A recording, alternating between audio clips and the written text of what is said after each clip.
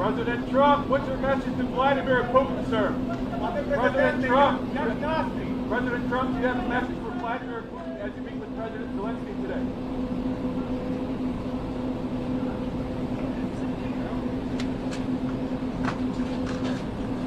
The path to peace and the path to prosperity is maybe engaging in diplomacy. We tried the pathway of Joe Biden of thumping our chest and pretending that the President of the United States' words mattered more than the President of the United States' actions. What makes America a good country is America engaging in diplomacy. That's what President Trump is doing. Can I ask you?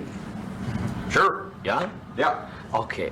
So he occupied it, our parts, big parts of Ukraine, part of East and Crimea. So he occupied it on 2014. So during a lot of years, so I'm not speaking about just Biden, but those time was Obama, then President Obama, then President Trump, then President Biden, now the President Trump, and God bless, now President Trump will stop him. But during 2014, nobody stopped him. He just occupied and took. He killed people. You know what the contact 2015. 2014 2014. and 2014. 2014? Yeah. So I was not here. Yeah, but That's exactly right. Yes, but during 2014 till 2022, the situation the same. The people have been dying on the contact line. Nobody stopped him. You know that we had conversations with him, a lot of conversations, my bilateral conversation, and we signed with him, me, like a new president. In 2019, I signed with him the deal. I signed with him, Macron and Merkel, we signed ceasefire. Ceasefire. All of them told me that he will never go. We signed him with gas contract. Yes, but after that, he broken this ceasefire. He killed our people and he didn't exchange prisoners. We signed the exchange of prisoners, but he didn't do it. What kind of diplomacy, JD, you are speaking about? What do you mean? I'm talking about the kind of diplomacy that's going to end the destruction of your country. Yeah, Mr. President, with respect, I think it's disrespectful for you to come into the Oval Office and try to litigate this in front of the American media. Right now, you guys are going around and forcing conscripts to the front lines because you have manpower problems. You should be thanking the President for trying to bring an end to this conflict. Have you ever been to Ukraine that you say what problems we have? I have been to. Count one. I've actually watched and seen the stories, and I know what happens is you bring them on a propaganda tour, Mr. President. Do you disagree that you've had problems? Bringing people into your military? And do you think that it's respectful to come to the Oval Office of the United States of America and attack the administration that is trying to prevent the destruction of your country? You went to Pennsylvania and campaigned for the opposition in October. Offer some words of appreciation for the United States of America and the president who's trying to save your country. Please, you think that if you will speak very loudly about the war, you can... He's not speaking loudly. He's not speaking loudly. Your country is in big trouble. Can I Wait a answer? minute. No. You've done a lot of talking. Your country is in big trouble. I know. You're not winning. You're not winning this. You have a damn good chance of coming out okay because of us. Mr. President, we are staying in our country, staying strong from the very beginning of the war. We've been alone, and we are thankful. I said thanks you haven't in been this alone. cabinet. You haven't been alone. In this cabinet. We gave you, through this stupid president, $350 billion.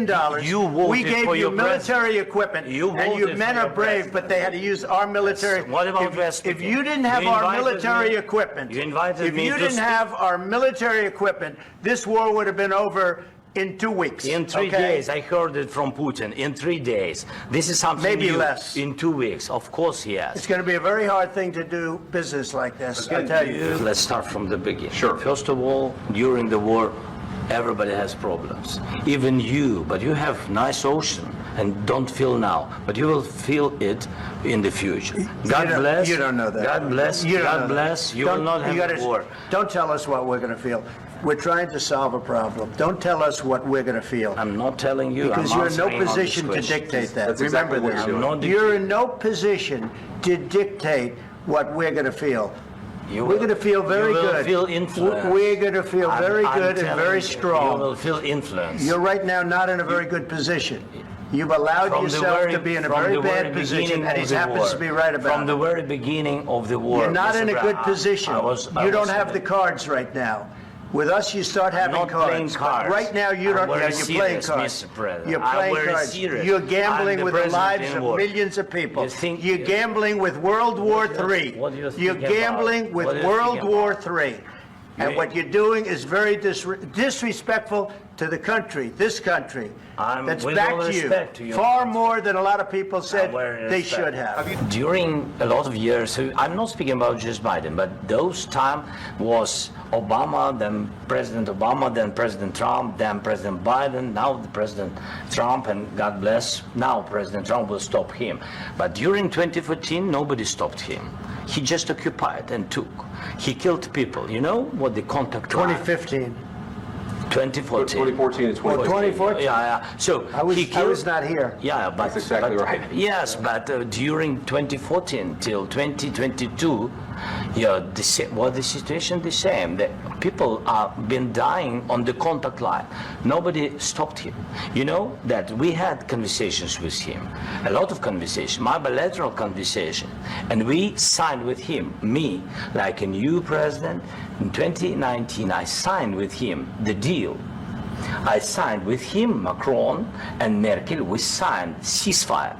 Ceasefire. All of them told me that he will never go. We signed him with gas contract. Yes, but after that, he broken this ceasefire. He killed our people and he didn't exchange prisoners. We signed the exchange of prisoners, but he didn't do it. Mr. President, is there no deal? Mr. President, can you tell us what happened? Is the deal off? President Zelensky, can you tell us what happened?